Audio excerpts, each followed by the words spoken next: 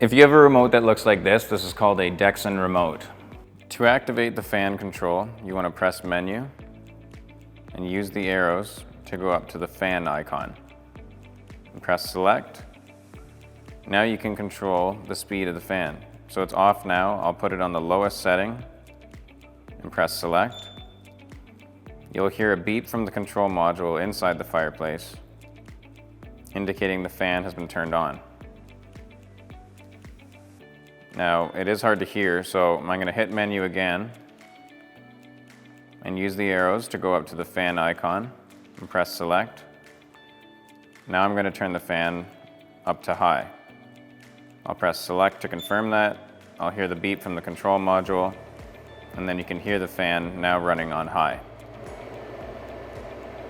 The fan on your fireplace is controlled by a timer built into the control module. When you turn the fireplace on, this timer will wait 3 minutes before turning the fan on. Additionally, when the fireplace is turned off in IPI mode, the fan will remain on for 12 minutes.